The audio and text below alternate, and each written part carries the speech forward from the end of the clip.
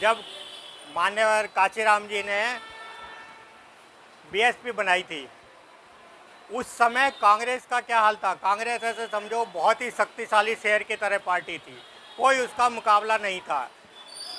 कांग्रेस को तो कांग्रेस किसी को भी खड़ा कर दे वही जीत जाता था, और बाकी पार्टियों का करीब करीब नामो निशान नहीं था।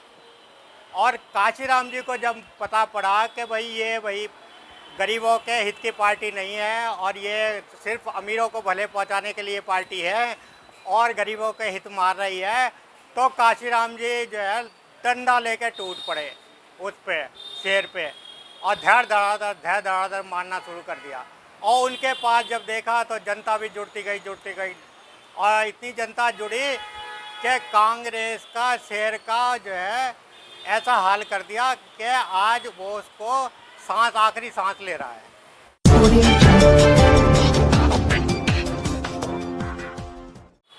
आज सभी दर्शकों को मेरा जय भीम, नमो बुद्धाय और नमस्कार। जैसे मनोज तिवारी और जो बात कर रहे हो कन्हैया कुमार की, भाई इनका मेरे से क्या मुकाबला है।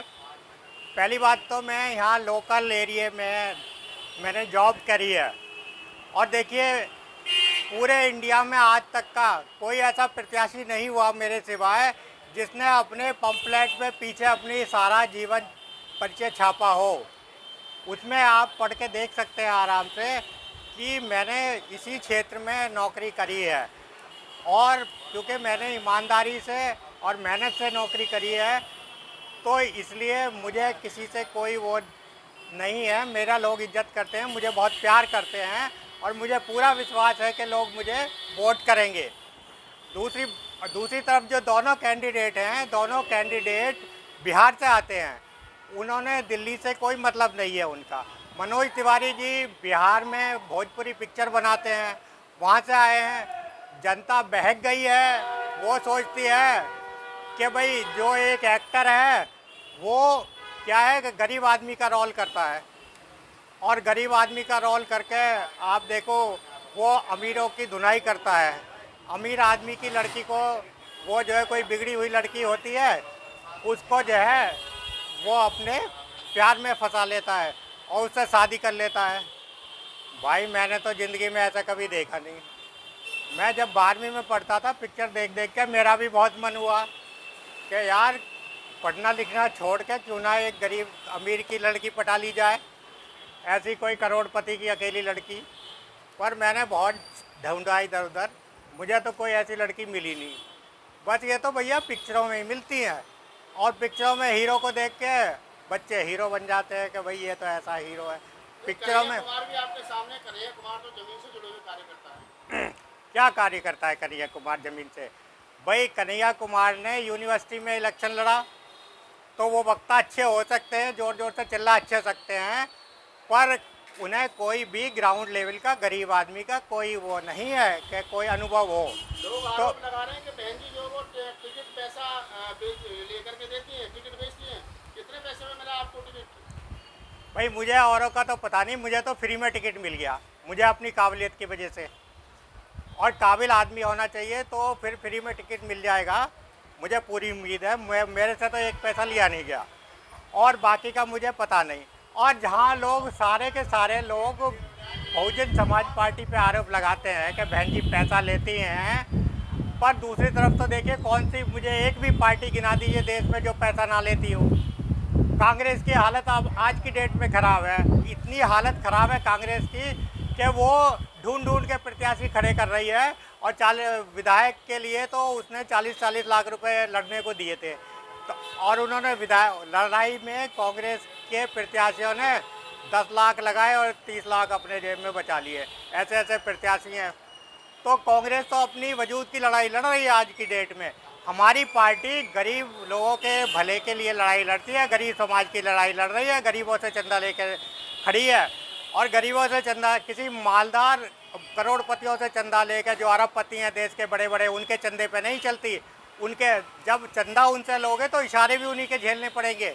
तो और बात सिर्फ एक हमारी बीएसपी पार्टी ऐसी है जो गरीबों के हक के लिए लड़ाई लड़ रही है। आपकी पार्टी पर आरोप लग रहा है कि आप बीजेपी की बी टीम में ये तो ऐसा है कि भाई हमारी पार्टी क्योंकि गरीबों की लड़ाई लड़ती है, बाकी सारी पार्टी जो अमीरों की बिकी हुई पार्टी हैं, अमीर जादों की सभी बड़े बड़े कॉर्पोरेट घरानों की बिकी हुई पार्टी हैं, उनके लिए काम करती हैं। और हमारी जो पार्टी है वो गरीबों की लड़ाई लड़ रही है, और वो अमीरों के विरुद्ध भी नहीं है, शक्तिशाली लोगों के विरुद्ध भी नहीं है। हमारी पार्टी जो है वो क्या करती है, जो हक गरीबों के हक अमीर लोगों ने, शक्तिशाली लोगों ने मार रखे हैं, सिर्फ उन्हें गरीबों को दिलाने का काम करती है। तो इसलिए ये भी बात जो है अमीरों को खलती है। तो इसलिए हमारी पार्टी के विरुद्ध तो ये सारी पार्टी षड्यंत्र रचती हैं कि ये पार्टी कैसे ही खड़ी ना हो जाए, नई नई चीज़ के षड्यंत्र रचती हैं। आप ये मानते हैं कि ये कहना कि बसपा बीजेपी की पीछे में षड्यंत्र है? बिल्कुल षड्यंत्र है, बहुत बड़ा षड्यंत्र है। देखिए मैं आपको जिसका जवाब, आराम से सुनिए, जवाब देता हूँ इसका। देखिए, जब बहन जी 3 बार मुख्यमंत्री शुरू में बीजेपी के सपोर्ट से बनी, यदि बीजेपी की बात मानती बहन जी तो वो चीफ मिनिस्टर ही बनी रहती लगातार, पर उन्होंने बीजेपी के अकॉर्डिंगली नहीं चली। चाहे सरकार उनकी 4 महीने चली, चाहे 6 महीने चली, चाहे 1 साल चली, उन्होंने बीजेपी का कोई ऐसा काम नहीं करा कि अमीरों को, गरीबों की लड़ाई लड़ी, और कोई भी बीजेपी के दबाव में नहीं आई। और दूसरी, जब वो पूर्ण बहुमत से बनी तो उन्होंने ऐसा काम कर दिखाया है यूपी में, आप यूपी का नक्शा ही बदल दिया, इतना ज़्यादा डेवलपमेंट करा है। उसके लिए हमने कैलेंडर छपवाया है, कैलेंडर भी आप डाल सकते हैं उस पर। इतने काम हैं कि देख के लोग हैरान हो जाएंगे। तो क्योंकि उन्होंने गरीब आदमियों के भले के लिए काम करे।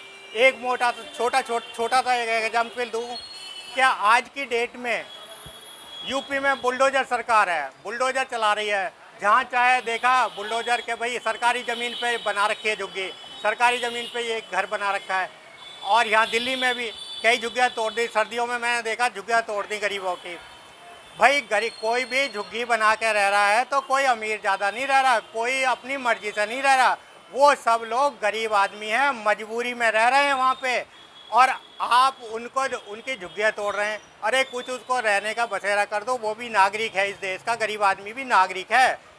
तो बहन जी ने क्या करा, बहन जी ने जहाँ पे भी, जब यूपी में सरकार बनी बहन जी ने, तो जहाँ भी जिसके पास घर नहीं था उसकी झुग्गी झोंपड़ी पड़ी हुई थी, तो बहन जी ने वहाँ पे उसको 30 गज तक की ज़मीन का मालिकाना हक दिला दिया। तो सवाल निकल कर के आता है डॉक्टर साहब के, जब बीजेपी को रोकने के लिए बीजेपी जो है वो अलग एनडीए गठबंधन बना हुआ है, उधर कांग्रेस इंडिया गठबंधन में लड़ रही है, कांग्रेस बड़ी पार्टी है, आप अकेले चुनाव लड़ रहे हो, क्या आपको लगता है कि आप ऐसे में अकेले दम पर बीजेपी, इंडिया और एनडीए को रोक पाओगे? क्यों नहीं रोक पाएंगे भाई। देखिए, जब मान्यवर कांशीराम जी ने बीएसपी बनाई थी, उस समय कांग्रेस का क्या हाल था। कांग्रेस ऐसे समझो बहुत ही शक्तिशाली शेर की तरह पार्टी थी, कोई उसका मुकाबला नहीं था। कांग्रेस को तो कांग्रेस किसी को भी खड़ा कर दे वही जीत जाता था, और बाकी पार्टियों का करीब करीब नामो निशान नहीं था। और कांशीराम जी को जब पता पड़ा कि भाई गरीबों के हित की पार्टी नहीं है, और ये सिर्फ अमीरों को भले पहुंचाने के लिए पार्टी है और गरीबों के हित मार रही है, तो कांशीराम जी जो है डंडा लेके टूट पड़े उस पे, शेर पे, और धड़ धड़ाधड़ मारना शुरू कर दिया।